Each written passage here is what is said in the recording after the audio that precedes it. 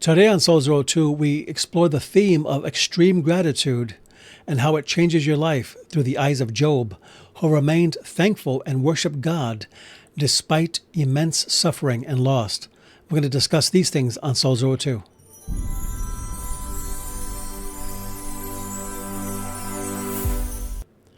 And welcome to Soul's Road 2. We're so glad to be with you today. This is the podcast that is putting the oxygen back into the Christian life one soul at a time. And I want to read a scripture to you from the life of Job in Job 1:20. It says, "Then Job arose, tore his robe, cut off his hair, threw himself on the ground, and worshipped. And he said, 'Naked came I out of my mother's womb, and naked shall I return there. The Lord has given, the Lord has taken away. Blessed be the name of the Lord.'" Now, Job spoke these defiant words of blessing just after he had lost everything. And it's mind-boggling that anybody would say this. And his loss came from all directions. And the best way I could illustrate it is to put it into like a little chart, But he had oxen and donkeys. He had 1,000 of those. And Job's oxen and donkeys were stolen by this nomadic tribe called the Sabians, who also killed his servants, right? He had sheep and their shepherds, 7,000 sheep. And so imagine how many shepherds you need for that. A fire from heaven came and burned up his sheep and the shepherds tending them. He had 3,000 camel, and another tribe called the Chaldeans came and they raided and took all his camels, all 3,000 camels, right? Killing the servants. So imagine not only all the cattle, but all the manpower he lost. He had a very large organization. He was like the richest man in the East at the time. On top of that, this is the worst part of it. His sons and daughters were 10. He had 10 sons and daughters, and they were having a dinner at a house, and a great wind struck the house where his sons and daughters were feasting, and the house collapsed and killed them all. So here's the point. Despite overwhelming tragedies, Job showed incredible thankfulness and trust in God, which is something that is a bit of a lost art today because we're such a critical kind of people in modern times, right? The 21st century person would call Job's response denial. God calls them gratitude. And ungratefulness is a sign of the spirit of the age. In 2 Timothy 3:2, Paul talks about these terrible things that are going to happen in the last days. And then he gives this long list of these awful things people are going to say and do. And among the list, this word stands out in bold in my mind because it speaks of the opposite of gratitude. The word is ungrateful. In other words, along with the evil things people would do, one of them would be ungratefulness. Imagine that God would put that in the scriptures as a thing, right? And yet here it is. And so we find that there is another kind of gratitude that is not extreme gratitude. And this kind of gratitude has nothing to do with God or anything. And I call it, good weather gratitude.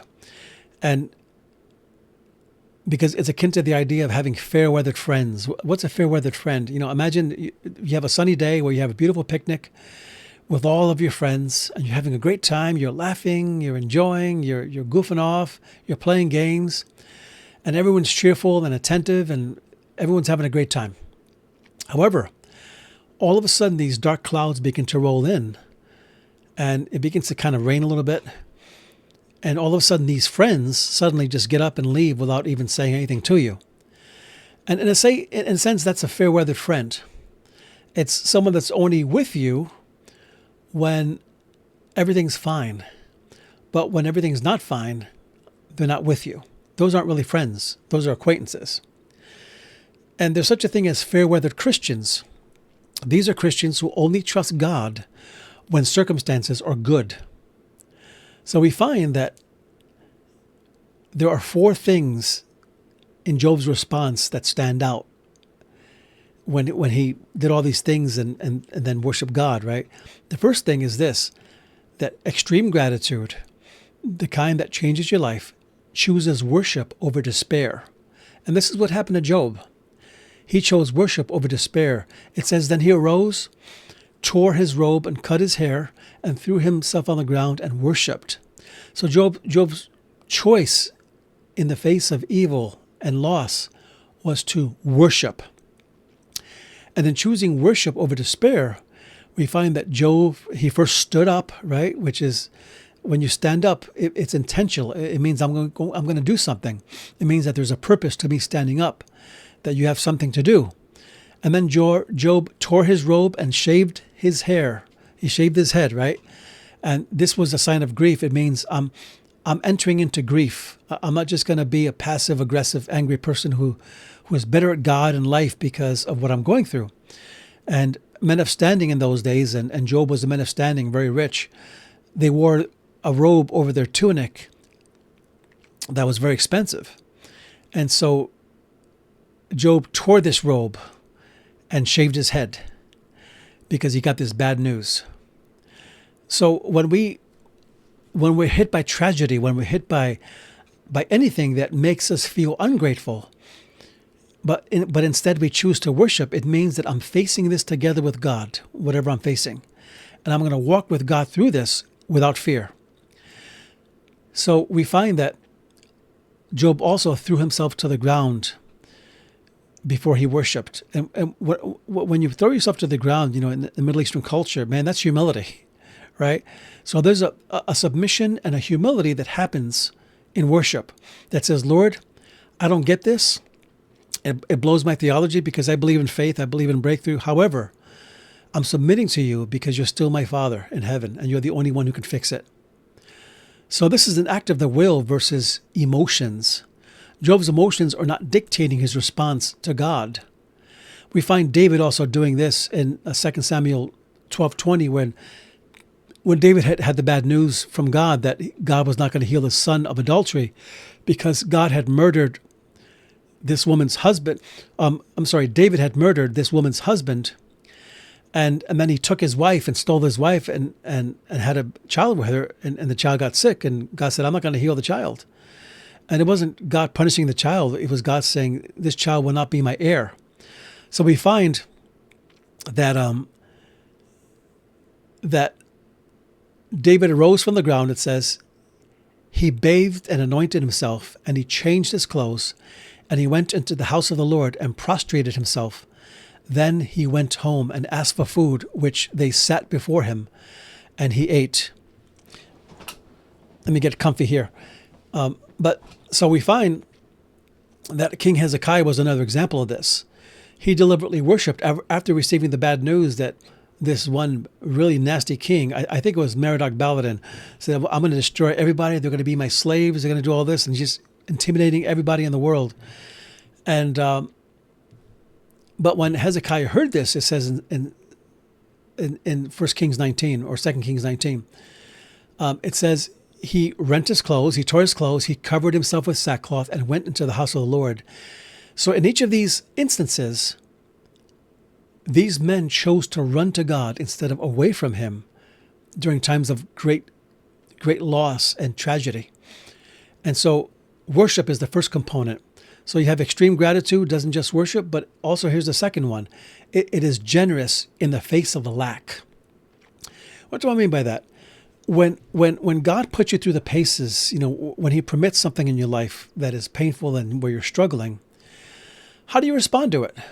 How do you respond when the opposite of good is happening, when the sun isn't shining, when there isn't a rainbow over your house, when things aren't going well, when you don't have momentum, when you feel like no one likes you, no one cares, you've been abandoned, when you're losing and not prospering, where everything seems to be falling apart? How do you respond to that?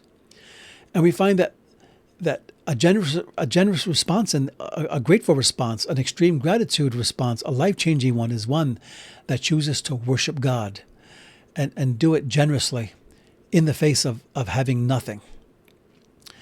And in fact, the most generous giver caught the attention of Jesus in Luke 21. It says he looked up and saw rich people putting their gifts in the treasury. And he also saw a poor widow put in 2 little small mites, or 2 little coins, right? Which is like half a penny, I think. And he said, truly, I tell you, this poor widow has put in more than all of them. For all of them have contributed out of their abundance, but she, out of her poverty, has put in all she has to live on. So do you see what I'm saying by extreme gratitude? She had nothing, but she still worshiped God. And giving is only a form of worship. But sometimes giving God praise, giving him adoration when you're really struggling is a phenomenal act of worship, of mature worship. So we find that bowing down in the face of trials is more costly than giving God all the wealth you have. So extreme gratitude is worship. It is generous. But number 3, it demonstrates continual thankfulness in every circumstance. So during troubles, some fantasize of a different reality, like, hey, I want to be in Tahiti instead of here. Maybe I should have married someone else. Maybe I should have had a better job that maybe pays me and sees my gifting and pays me properly, right? So in that movie Groundhog Day, there's a scene where Phil Connors, played by Bill Murray, expresses his frustration.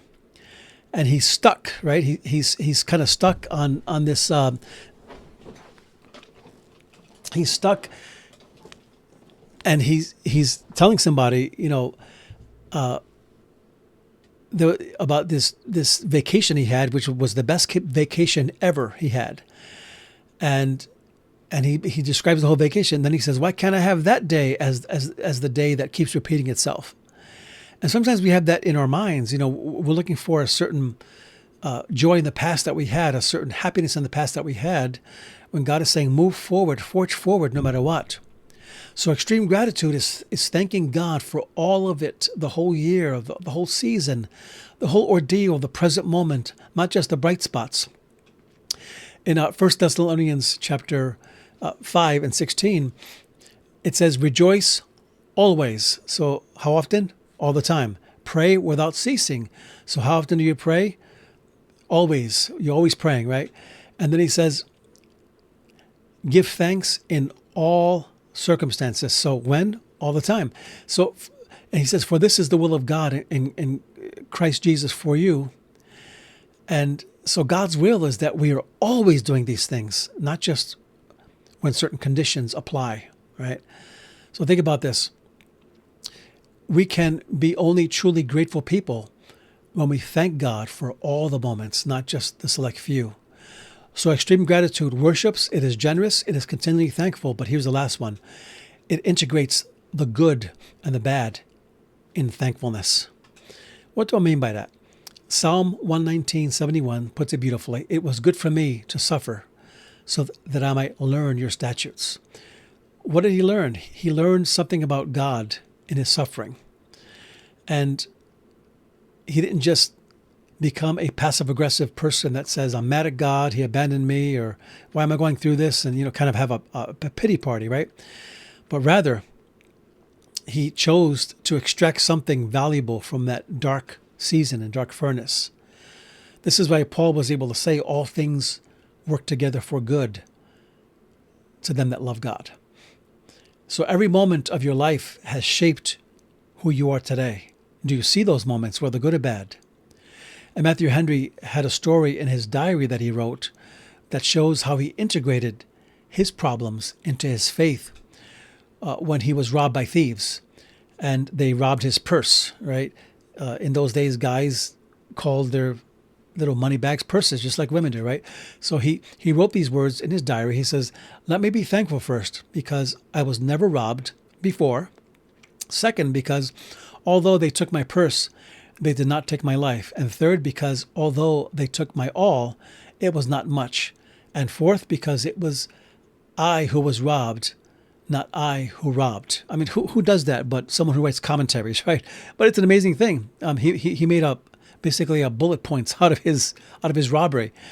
So I want to close with a poem and encourage you in this holiday season to be thankful for the moments, good and bad, and knowing that God is bringing you to a place in him that can only happen when he makes us good and bad. But here's a poem of thankfulness. It says, O thou my bounty, fills my cup. With every blessing meet, I give thee thanks for every drop, the bitter and the sweet. I praise thee for the desert road and for the riverside, for all thy goodness has bestowed, and all thy grace denied.